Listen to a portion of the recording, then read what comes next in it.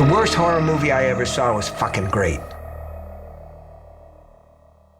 Hello and welcome to This May Hurt a Bit. My name is James Strayer and this is John C. Myers. And we're a horror franchise podcast discussing each film in horror franchises. And today we will be discussing Child's Play 3 from 1991. This came out 9 months after Child's Play 2. So you know that the quality is there. Just as good.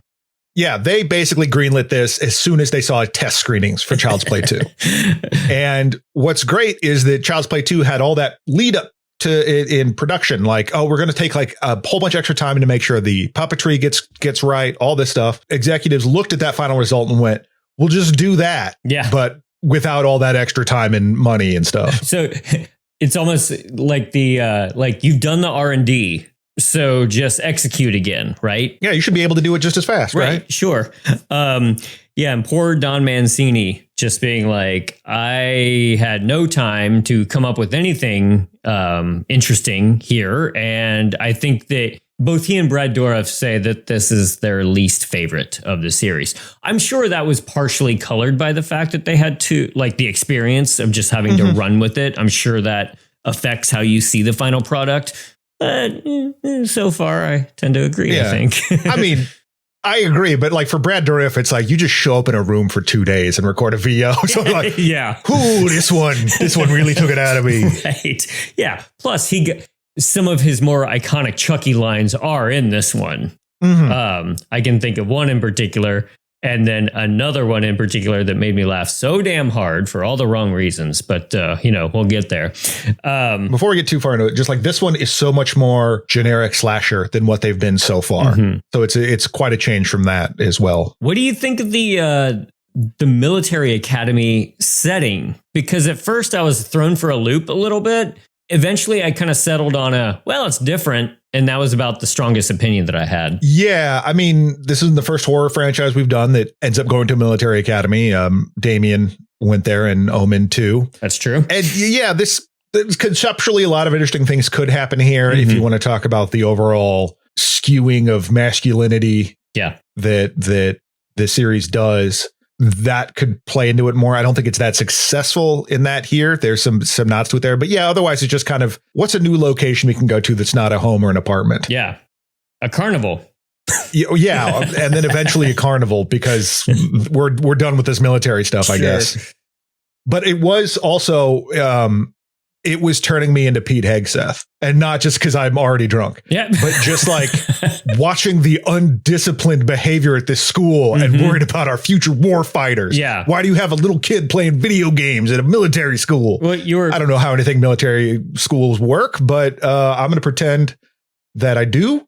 And it made me mad. Well, you were just concerned with all the wokeness going on in this movie and how that was affecting our future war fighters. Absolutely. That's the number one concern of, I think, most people. Right. Yes. Lipstick on a doll. Who needs that? Yeah. We'll get to it. I got a whole 45-minute screed about lipsticks on dolls and a trajectory of the loss of masculinity. Right. I was looking over my notes before we started recording on this, and I feel like I took fewer notes on this movie than I usually do. And then I just thought this is barely 90 minutes long. And then I think it just could be a pacing issue with this movie. That's some of it too. Yeah. Is that this lacks the forward momentum that the other ones do. There's not, the first one is a little bit more of a whodunit in terms of the mom figuring out that the kid wasn't lying. The second one has some of that as well. This one is just, Andy knows it. It's kind of hanging around for a bit. Chucky kind of mills around for a bit and then kills some people and that's it. And then it all kind of comes to a head. Yeah. There's not, it feels like a lot less of interconnected moments and just stuff happening. Sure. I also, like we discussed, especially in the first one, the performances really elevated that movie. And this one, there's nobody besides, I'll watch Andrew Robinson mince around doing anything, but that's kind of the only performance that sticks out to me at all in this movie. Whereas in the previous couple of movies, I could just get wrapped up in watching these actors make a killer doll movie a little bit more than the sum of its parts. Whereas this one, it just didn't have that. And so it felt a little stale. That's a huge part of it. The only returning, of course, obviously, Brad Dourif is back in this one. And the only other returning cast member is Peter Haskell, who plays the executive, the CEO of the company, Sullivan. That element comes from, obviously Chucky needs to be remade, but there was, I guess we'll wait till we get to the plot element of it. Yeah. We can dive right in, seeing as how that opening sequence takes about 20 minutes too long. I felt like I know that they're going for a suspenseful kill in that office sequence. I can be patient with that kind of thing. And I was just like, get on with it, guys. Like, it really felt like the first 20 minutes took place in this boardroom and the subsequent scene. So, that's act one practically. Yeah. So it's like 8 years later, the factory is they just stopped. Yeah. At that moment, they just stopped because there's still like equipment and dolls and stuff everywhere, which whatever, it's fine. You know, like, I'm a boring adult, so my first thought was like, well, those are assets the company could have sold. Who cares? It doesn't matter. Right. But so they're cleaning up, and the Chucky doll, having been melted and blown up, is still there in that exact form. Like no one has done anything with it up until that moment. Crane comes down, grabs some blood, starts pouring out. I liked it, which is awesome. Yes. But no one working is like, I am not getting paid enough. Yep. I do not care. That doll's bleeding. Great. Fine. That's my supervisor's problem. Right. It's above my pay grade. But it drags him across this vat of plastic, and some blood gets in there, which answers the question about how much Chucky needs to be there. Yeah. Just a little drop of blood. Yeah. The blood quantum of Chucky. It just needs a little bit. And so it gets it starts reacting to the plastic and kind of swirls in. We get the opening credits. But I love those opening credits. Yes. Those are so cool because it's like melted plastic, flesh colored stuff flowing upwards. Because like reversed camera or upside down. Made me think a lot about Possessor. Similar effects were used in this great sequence in Possessor. But really, the opening sequence with the credit sequence is fantastic. It ends with Chucky being formed and screaming, "No." It's the same question about, you could argue with any of these slashers, but, something we talked about in Friday the 13th is that what happens to Jason when he dies? And he can't tell us because he's Jason. Yeah. So is Chucky in like super hell and he's like, oh no, I'm back to this? Or is it just, light off, light on? Yeah, I think the light switch goes on. It's kind of like waking up from a really bad dream, and you just wake up screaming like most mornings. Right. But so I guess what I'm getting at is just kill yourself. Just kill yourself, Chucky. Right. Like if it's that bad, that like the afterlife isn't, who cares? It's either you're stuck in the doll or nothing. Yeah. I'm going to take nothing, I guess.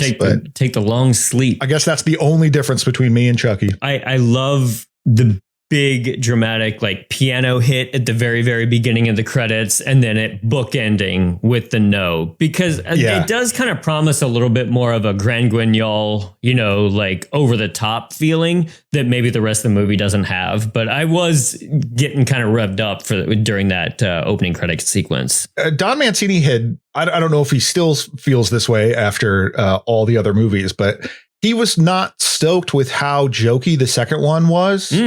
He's like, I feel like it could have been scary, not as jokey. But I was also almost expecting this to be more jokey. And it is in places, but it just is a more tamped down version of that for sure. Yeah. Because Chucky is much more of just he's doling out one-liners in this. Yes. Yeah. So it's a little bit heightened in that way. Mancini wrote the script, so you only have yourself to look at where you're saying like, I don't like how much comedy is in this. Yeah, but I think it's maybe something that he's like, oh, I wish I wouldn't have done that. Oh, for sure. He's not necessarily pointing fingers. Yes, or he might be, and then there's 3 fingers pointing back at himself. Back, yes, exactly. Yeah, and he realized that. So we get this scene with a smoke-filled executive suite. Before any of this happened, the good guy outsold all our other toys 2-to-1. Even now, interest in the marketplace is at its peak. The factory is up and running again. We should be in stores by next week. We cannot let the fantasies of one disturbed boy influence company policy. The head of the company that we saw walk over a dead guy last time and say, shove the doll up your ass. It's like, hey, kids are just consumers in training. Let's do this. Yes. Why not? Let's bring it back. No one remembers Andy Barclay. That was 8 years ago. Who cares? It's fine. The bottom line is the bottom line. And then they're like, oh, great. Well, even though you just greenlit it, there's already a doll. Yeah.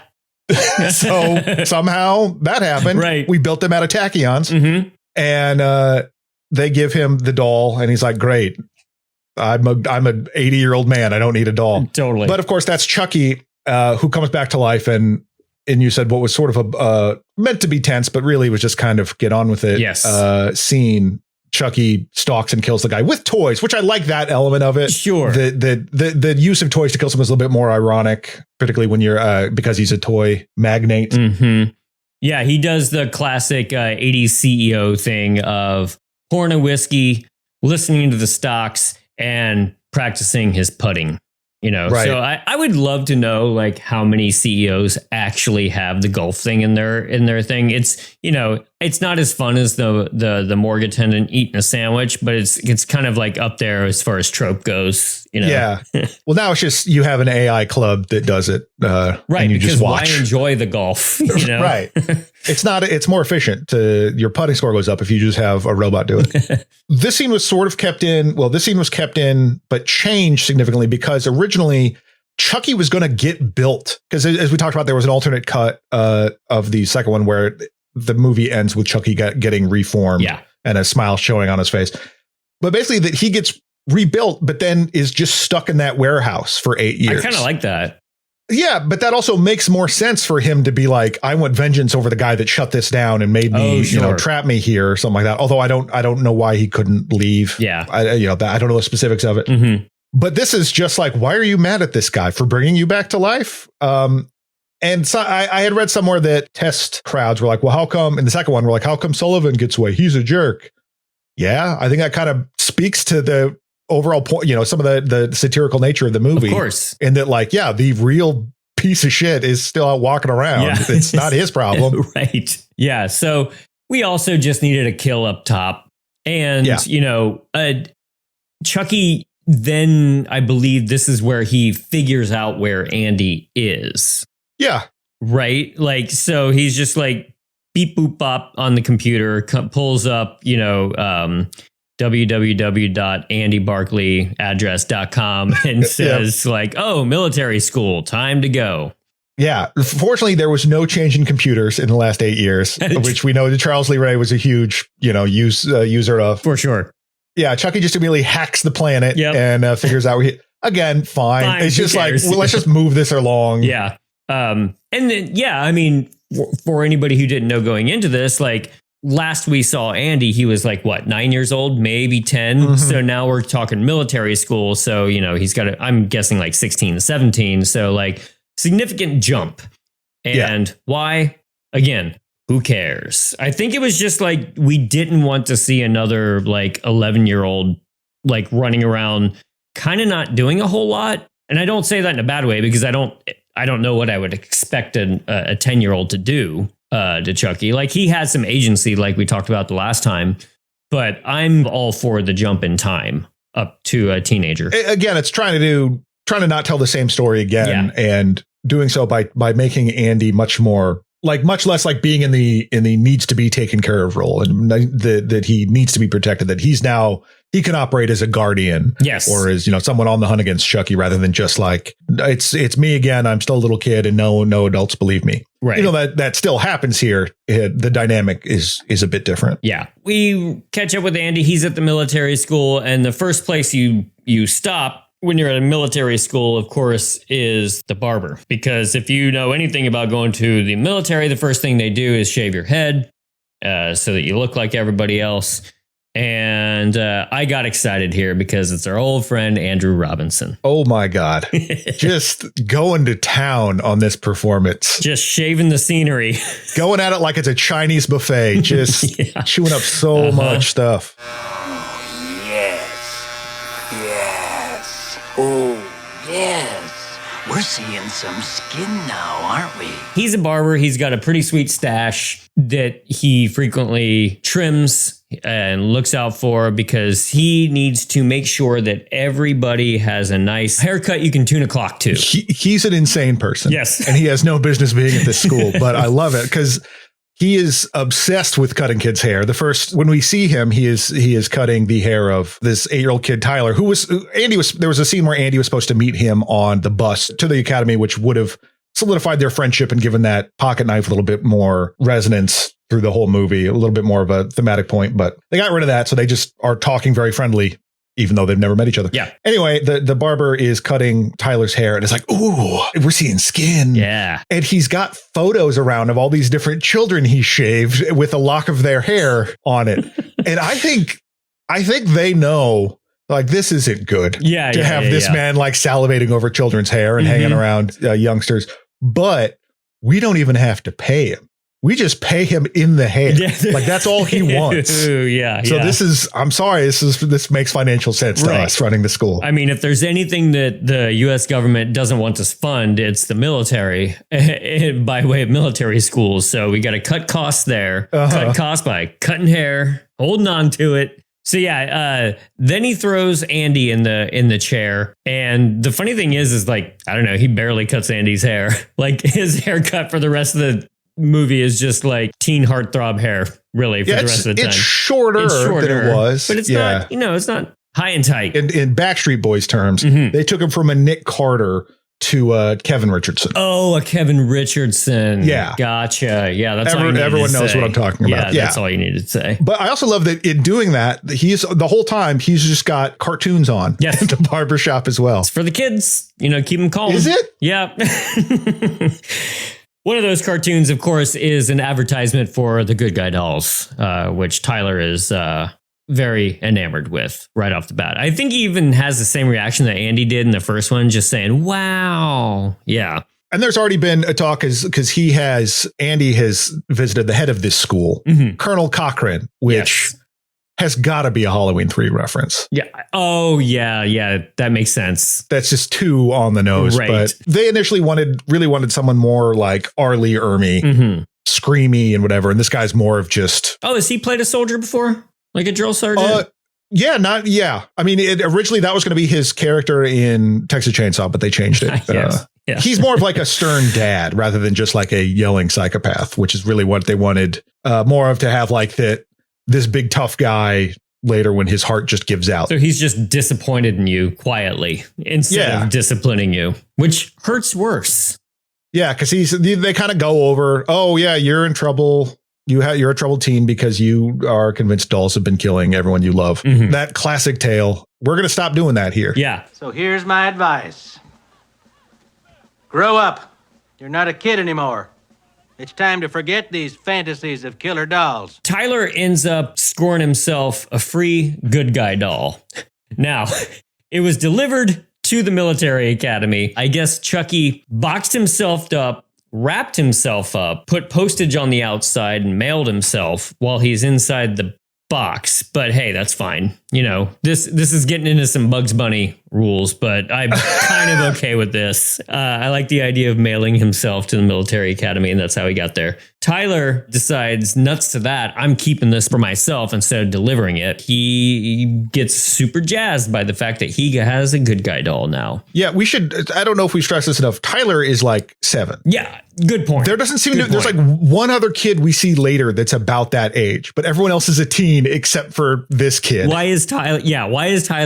He must have done something real bad. Oh, well, it's more, they did say like he's got a fighter pilot dad who just like kind of parked him at the military academy because he's off shooting communists or something. But that also sounds like something like you would say about a deadbeat dad or something like that. Like, oh, your dad went out for cigarettes and never came back. You'd be like, no, he's out testing airplanes. Yeah, that's true. But yeah, he gets like, I don't know, again, with this school's lax discipline, that like that kid's just off doing whatever. Yeah. And then he's like hanging around playing video games. Can you do that? I don't know. That seemed odd, but yeah, no, he's excited to have a good guy doll, and Chucky reveals himself unto Tyler and figures out, wait a minute, I don't even need to get Andy at all.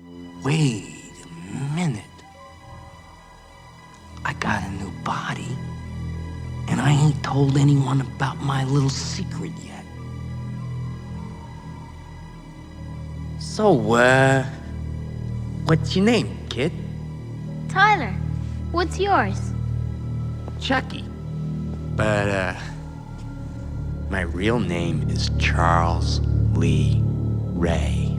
So there's some fudging of the rules here because I guess he's a new Chucky and his soul is in this. So he reveals to Tyler.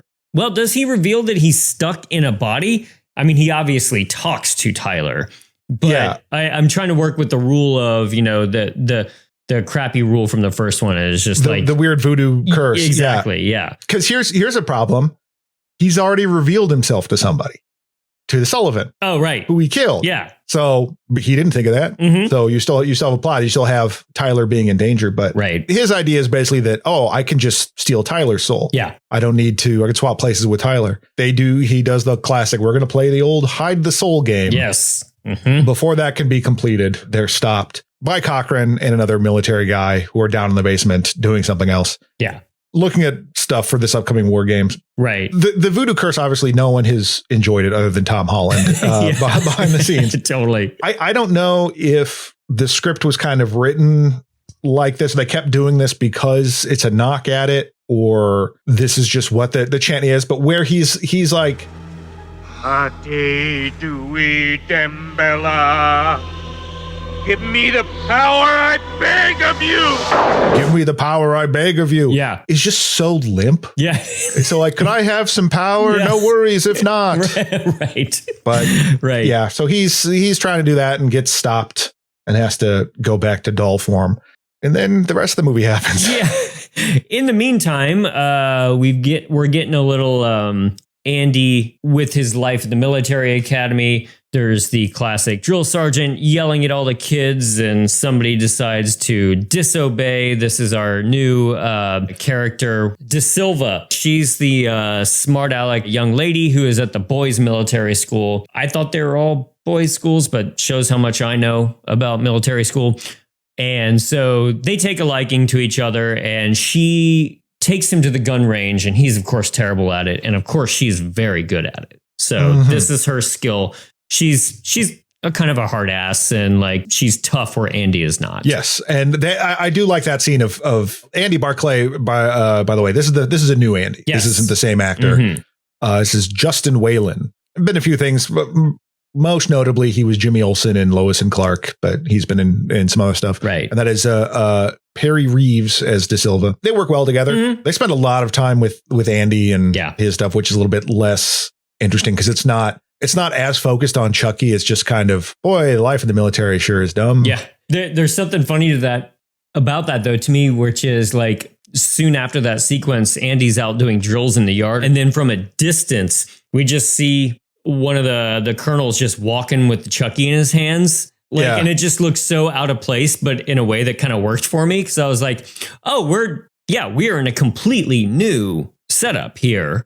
And Chucky looks really goofy in a good way, being carried out by, I think it is by Cochran, right? Yeah, Colonel Cochran. So he just tosses him in a trash can, which leads to the next death scene of the movie. Before Andy can do anything about it, Chucky manages to talk the trash truck driver into getting into the compactor. What do you call that? In the back of a trash truck? Big a smashy thing? I think that's right. I think smashy thingy. I think smashy thingy. I mean, they added in the spiked roller that's in there for more horror stuff. Right. But he gets his arm chopped off and then subsequently squashed inside. Or gushed. Yeah. It makes me wonder how often that happens with garbage truck drivers. And just the idea of the siren song of the back of the truck. You'll hear it calling you, but don't answer. Yeah, don't answer. Right. Stand at the edge of the cliff. Do not respond to that voice in your mind. Do not stare into the abyss of the garbage truck. Yeah. Now, he has been screaming for a while, but it's not until he gets his arm cut off that everyone doing the drills is like, hey, that sounds like a garbage man in trouble. And they rush to see what the problem is. That sounds like a severed arm happening. And they rush to find him. They start hauling all the trash out, and then it cuts, which made me laugh. We cut to the next scene where Chucky finds Andy. This is the wonderful scene where Chucky explains to Andy, like, hey, I don't need you anymore. And I'm going to be taking over Tyler's body. And then we get my favorite line of the movie. I got some fresh meat lined up, and I'm not gonna let you spoil it, not this time. Tyler. Yeah. Just think. Chucky's gonna be a bro. That's right. Chucky's going to be a bro.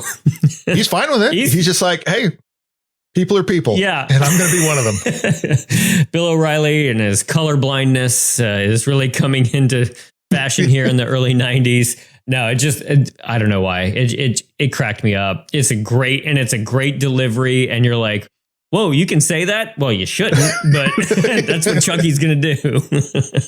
What I also love is that their conversation opens with Chucky slashing Andy's tendon on his foot. Oh, yes. Like his Achilles tendon. Does not matter later. Does not matter because, as I mentioned, there's a pocket knife. The scene opens with Andy looking at this pocket knife, talking to his nerdy ass roommate, Whitehurst, who, when we're introduced to him, I'm going to save the time going through all the editing inconsistencies and whatever in that. But he's a big nerd and gets bullied just like everybody else, but like more specifically than anybody else. He and Andy kind of form a bond about that. But Andy's sitting at his desk looking at this pocket knife. It's the pocket knife that Tyler would have given him if that scene was still in the movie. Right. So then whenever you see it later, it's just like, what's the deal with this pocket knife? Yeah. Yeah. But anyway, Chucky sneaks into his room and snags it. And while Andy's sitting on the bed, Chucky slashes his Achilles tendon. And then I guess it's not that deep. I guess it was more just like the way a cat might or dog might just like lightly bite you. Yeah, just be like, hey, there's like a warning thing. But then, he cannot resist explaining his whole thing to Andy. He could just not. Yeah. He could just be like, no, don't worry about it. Yeah, well, he wants to, now that Andy's beaten him twice, he needs to get one over on Andy and just like explain how cool he is. Just to kill him in his sleep. Yeah. But that's not Chucky's way. He's got to have a good... That's the coward's way. One-liner or whatever. Right, yeah. Well, they get into a fight about it. Like he and Chucky starts wrestling around, and then the really mean Shelton, the really mean like older kid who's kind of the kind of in charge. Yeah, the RA of the group or something like that. And he catches him doing it. Is like, oh, What's the matter, Barkley, huh? You homesick? You miss your mommy? That's his reaction to a guy fighting with a doll. Do you miss your mommy? Your home life is fascinating to me if that's your first reaction to a man fighting a doll. But he steals Chucky because he's like, I'm going to give it to my sister. De Silva and one of her friends, another girl, break into the military academy's kind of like home office, and they start looking up Andy's file. But what they end up actually finding is Tyler and Chucky again in the room. They end up, Chucky is not alive to them yet. So they pick him up and put lipstick on his face, which makes for a good visual. And of course, like, I'll be interested to kind of think about this in context of the future sequels that get a little bit more into the gender ideas. And this could have been like the first one where we're examining this idea, but it does not make Chucky happy. No, and that's part of it with the whole thing is that idea of like, basically this military academy is forming people into their idea of what masculinity is, like the correct way to be a man. As the colonel says in the meeting, At Kent, we take bedwetters and turn them into men. and men can wet the bed too. Yeah. Okay. Yeah. We're out here. We're loud. We're not proud, but we're here. Yeah. Just a little wet. We're here. We're damp. We're chafing. Yeah. The thing though is that they find the kid. They find Tyler and Chucky because Chucky's going to go get Tyler. And there's like a note in his bed that's like, I'm hiding. Come find me. And he just wants to play hide and seek. Chucky's got this giant Bowie knife that he's stolen off of Shelton. Yes. All the other cadets are out are being forced to do exercises because Andy went into Shelton's room to try to get Chucky. Shelton busted him doing that. Yeah. And there's like, oh, the doll's missing. Who stole the doll? Everyone's going to have to do exercises until someone steps up and says they stole my doll. Very masculine. Tyler doesn't have to do that for some reason. And he's playing hide and seek with a knife wielding doll and is completely oblivious to it. That kid is terrifying. I mean, I know he's a child, but maybe he's not the most on top of it, but I also just think he's a psychopath because he's like a big knife, whatever. Yeah. And then he's at a military academy where that's supposed to just sort of, you're only supposed to be, deadly war fighter. So he's just gonna be like, whatever, right? Like atomic bombs on people. That's fine. It's fine. It's fine. This is regulation, big ass knife. Yeah.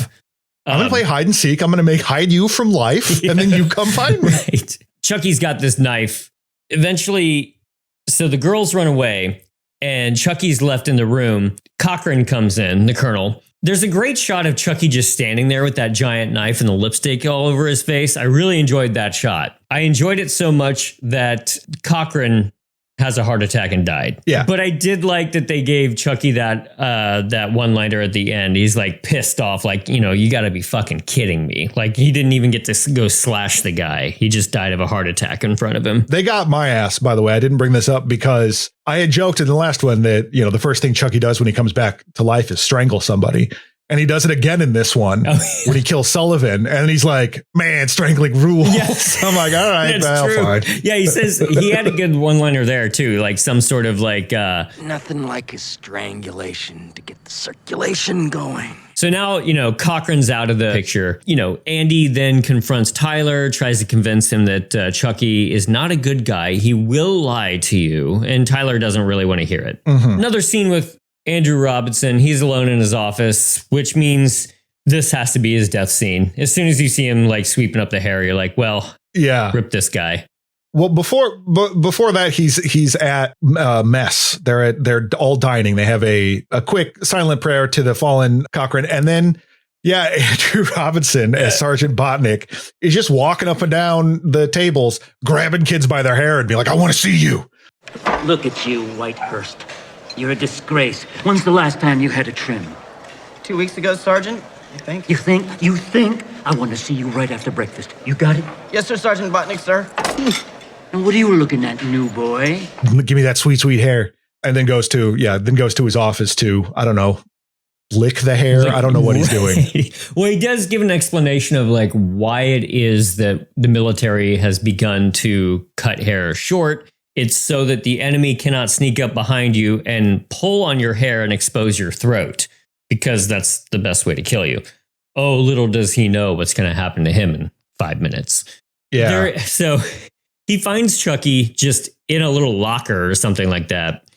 At first, I thought this was a little bit dumb, and then I thought about it twice. Like, I'm not saying I go around like cutting doll's hair or anything like that. But it's just that that's the thing I've always loved about you. I know. It's that you don't do that. It's that I keep it to myself. I can safely bring my dolls around you. Right. Before you wet the bed with them, please. Yes. But no promises. But what I liked about this sequence is that there's that stupid sense of like, well, of course I'm going to put this doll in my barber chair and cut its hair. It's just like, it's that weird thing where if you see something around your own house, it's just like, of course I'm going to put that necktie on that skeleton right there that's in front of me. I say that because I'm literally sitting across from one. Yeah. But for this guy, for Andrew Robinson, for Sergeant Botnick in particular, his first thing is going to be like, that hair's too long. Mm-hmm. Hair's way too long. Yeah. So, he sits Chucky in the barber chair. He's about ready to go nuts on his hair. Why wouldn't there be a straight razor within arm's reach of any kid that sits in that chair? I can't think of a reason why there shouldn't be. Chucky grabs it and just does one upward slashing motion onto Robinson's neck, his exposed neck, as he was just talking to with the kids, slashes his throat. He goes down. This kind of is what I was saying earlier. Like, why? Like, it's just, there's no rhyme or reason to his kills. This doesn't necessarily help him get to his goal, where it seemed like the other ones, there's like a vengeance element to it. Like where you think about the teacher in the second one, right? Where he kills her because she locked him in the closet, ruined his plan. Fair enough. Yeah. But this is just like, why kill this guy? Well, and also like he sucks and it's funny, but and it's, if you want to again go down this road of critiquing, this sort of masculine system, it's an attack on that. But I guess, but plot wise, it doesn't really make much sense why he's killing any of these people. Chucky had to get there. He had to hide. Yeah.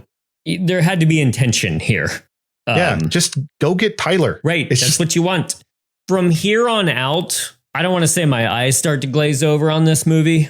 My eyes start to glaze over on this movie a little bit. There's some war games happening. You got red team and blue team. That's the thing. Like I made a passing reference to when Chucky is initially interrupted and trying to play hide the soul, that they're downstairs looking for something for the war game. It is like one line of dialogue that's just thrown away. Yeah. They treat this as like a big deal, but there's been no run up. It just is all of a sudden like, well, we're not going to let this death get in way of the war game, the thing that everyone knows about and has been building up to. Yeah. No, it's just, okay, I guess this is happening now. I guess there was a thrown away idea where Chucky replaces all the paintball bolts with real bullets. So all the kids were going to shoot real bullets at each other. Mm-hmm. Never mind that doesn't work at all, but it's fun. It shows him like loading up one rifle that he ends up shooting later, but at least, damn it, I wanted to see 16-year-olds slaughter each other. No, he tries to mix in some live ammunition here and there. There is a scene that I thought was well done where Chucky tosses a grenade and the nerdy kid actually goes and throws himself on top of it in an extremely bloody explosion. Yes. I was actually kind of surprised. Like, I didn't know if it was going to be like a Joker grenade where, like, you know, sparkles and candy comes out of it. Yeah, no, it's a flag of Chucky's face. Right. Yeah. But no, they blow up the nerd. Yeah, Whitehurst, he saw, like, he walks in on Chucky having murdered the barber. That's a good shot, too. Doesn't tell anyone. Mm-hmm. I don't want to cry in front of these people because they're already bullying me enough. Yeah. I have to just tamp it down and be a tough man about it. So he ends up doing this.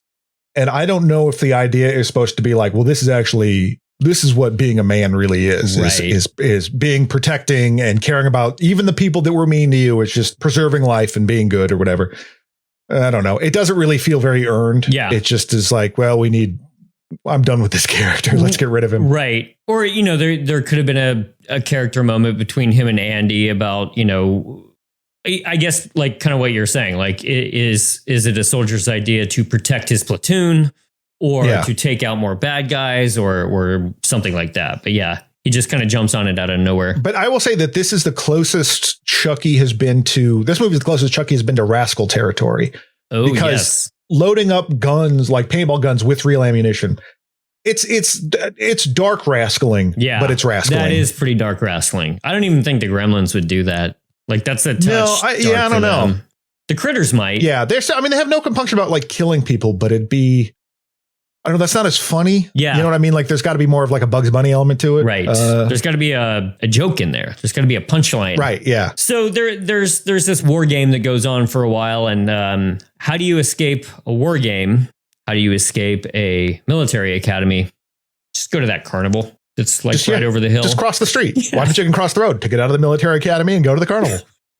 I mean, I don't fault the movie, but I think it's really damn funny. And Mancini has also said, like, yeah, we just wanted to get out of the military academy, and I thought it'd be fun to go to a carnival. Okay, fine. I'm watching a Child's Play movie. Big deal. But it's still funny. Yeah, but it's also like if it was set up at all, if that's where De Silva and the other girl, when they snuck out earlier, they're like, oh, we went to the carnival. It was fun. Or like just mention it or something. But now it's just like, oh, I guess there's a carnival. Okay. So they go to the carnival and they pretty quickly get into, like, Chucky kills a security guard at the carnival for no real reason too. I just forgot about that and remembered now. Tyler finds a security guard and, you know, it's like, oh, a person of authority. He's going to help me. And it's like, help me. This good boy is coming to kill me, because Chucky's revealed that he is a bad guy to Tyler. Mm-hmm. That Tyler doesn't want to play this hide the soul game anymore. And I do like whenever he admonishes Chucky for swearing. That's very cute. That is funny. Yeah.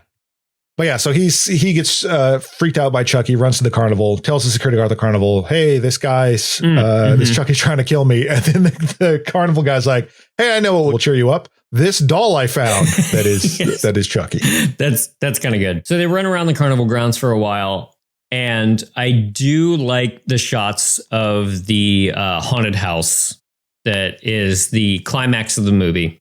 Yeah. I do like some of the shots of it up on the hill. It kind of looks like a 1950s cartoon or something like that. Mm-hmm. Again, it seems so sudden that it feels a little out of place from what we've been watching. So it's jarring to me, but the shots are nice. Yeah. And the inside is really cool too, for not being, I mean, it's so much more advanced than like your regular carnival ride. Mm-hmm. You know, this seems like more something at an amusement park or in a Final Destination movie.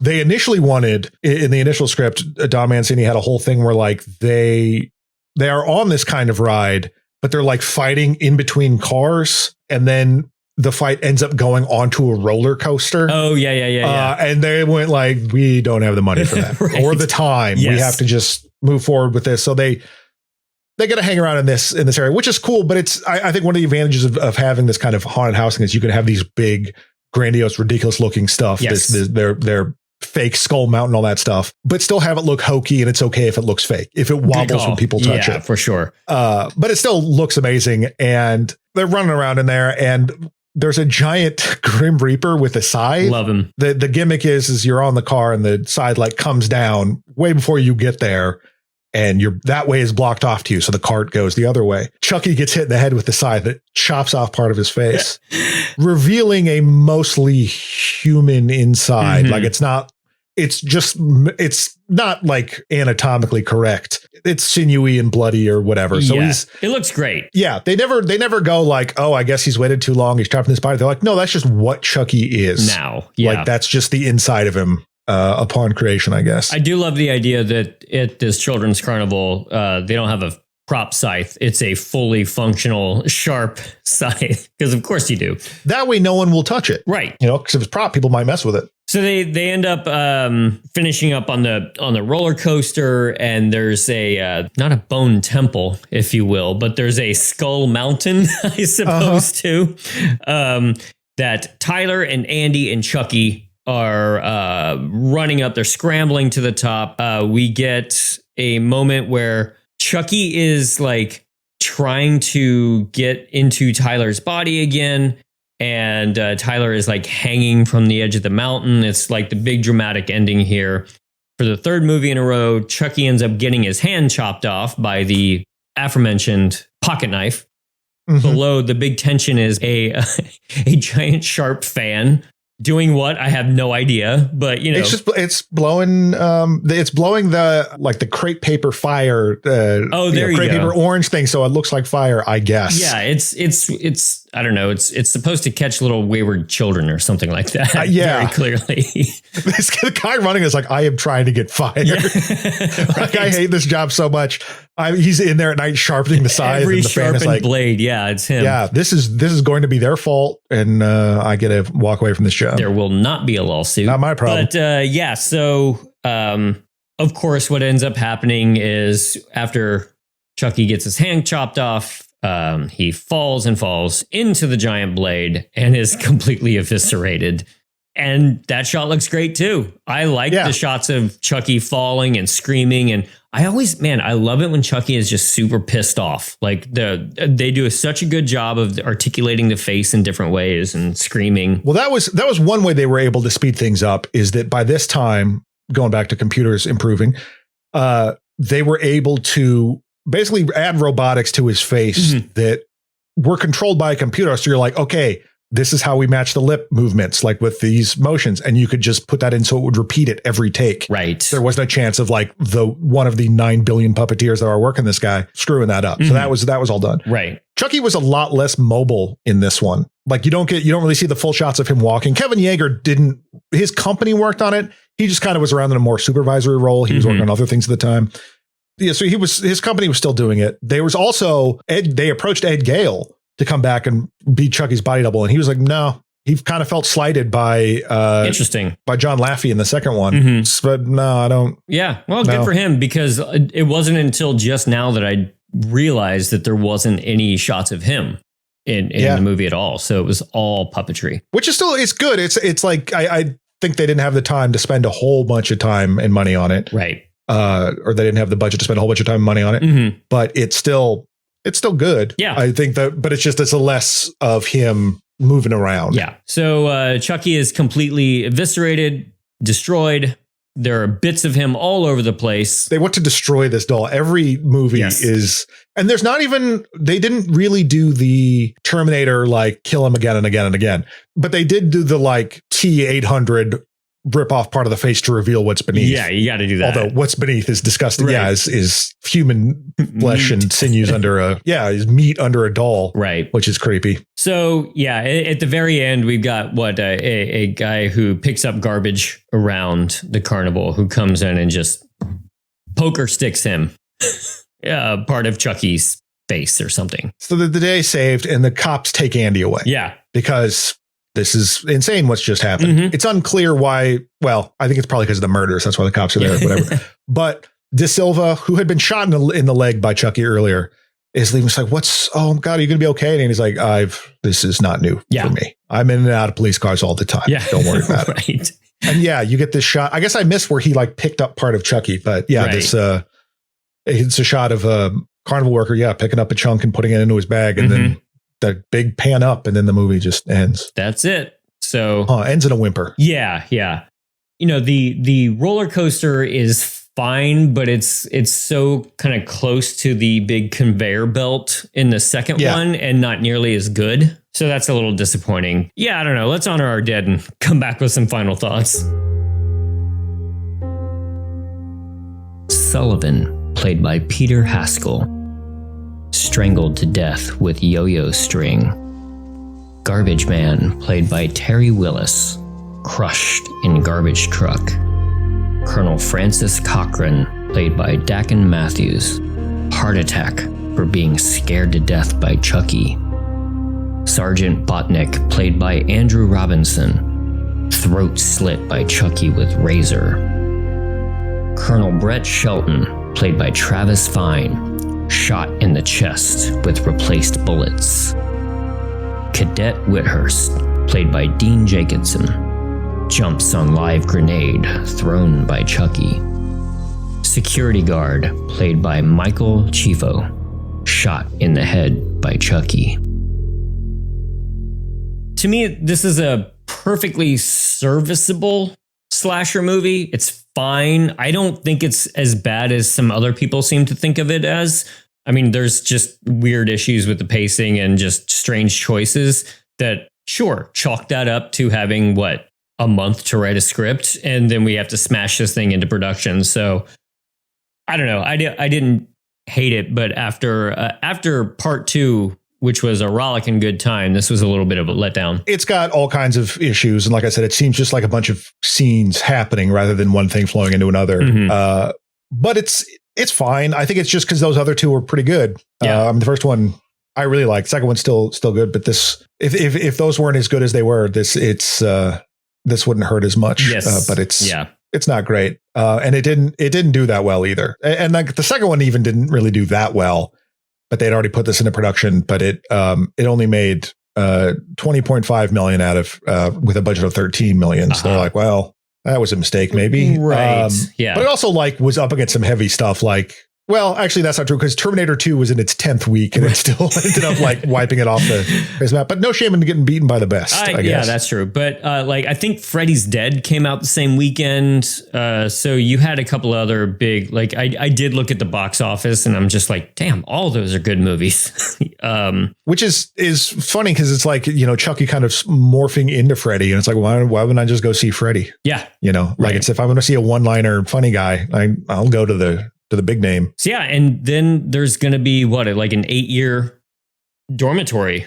It's Chucky goes silent for a while after this. This was who knew that rushing something into production would be a nail in the coffin of a slasher villain. Yeah. Which is, I don't know, it's kind of too bad that they just rushed Don into the whole thing. But maybe now he's got time to recharge his batteries and come back with Bride of Chucky, which seems to be a very different tonal beast. It's a recipe for creative burnout, like it's a recipe to just become burnt out on the whole thing. Because if you're just like, I just got done doing a Chucky movie, now I got to do a Chucky movie. Because he's already started to kind of do other things. Yeah.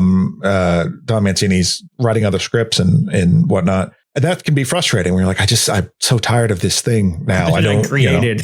Yeah. And different people like that. You wonder about that. What's his name? Dan Trachtenberg that's making all these Predator movies. Oh, yeah. Aren't you tired of the Predator at this point? Sure. But, maybe he is, maybe he's not. I don't know. Right. But Don Mancini at the time anyway was like, I'm Chucky'd out, my man. Yes. And it's understandable. And evidently he comes back with a good one. That's I don't know if I don't think I've seen Bride. So oh wow. So I'm very excited to dive into the next one. And if things go according to plan, we should have a special guest on Bride of Chucky, a returning champion. So that beyond the box office stuff, not doing well. There was probably some wanting to distance themselves from this because from this series, there was some unfortunate controversy in the UK. A young man, a child, James Bulger, was murdered by 2 other children. Mm-hmm. The argument is that Child's Play 3 made them do it. Yeah. And as with most of these cases, that's not true at all. Right. They were like, well, his dad had rented it. Like one of the perpetrators' dad had rented it. And yeah, but he doesn't even live with his dad. Yeah. The kids were both scared of Chucky because they were like 10. Right. Awful thing to happen. And they scapegoated this movie pretty hard, so much that it became like a video nasty in the UK. And from what I understand, that it wasn't fully like, things weren't outright banned, but everyone was like, well, it would be in bad taste to carry these movies. Right. So. And then there was another young woman who was basically just tortured by some other kids. Yes. They put headphones on her and had a line from the movie that Chucky's coming to play or something like that. That would be the incitement for this torture to begin. So, obviously not the movie's fault, but it is just like how this kind of thing seeps into the headlines and becomes even more sensationalistic, even though it's just utterly tragic what happened in both cases. But we got to add to it, because we got to add to it that horror movies make you do these things. Yeah. Awful stuff for sure. Wonder if that had anything to do with Don Mancini just being like, okay, I got to put this all down for 8 years. Not saying that he felt guilt, but he might have been just like, man, screw all of this. It's just, distance. I don't want any part of this. Not really the same thing, but you get people that are like, why is the Department of Defense using my music for this? I didn't approve of this. Or, right. Yeah. Well, if you're Skinny Puppy, you come back and you write an album called Weapons, and then you invoice the government for $666.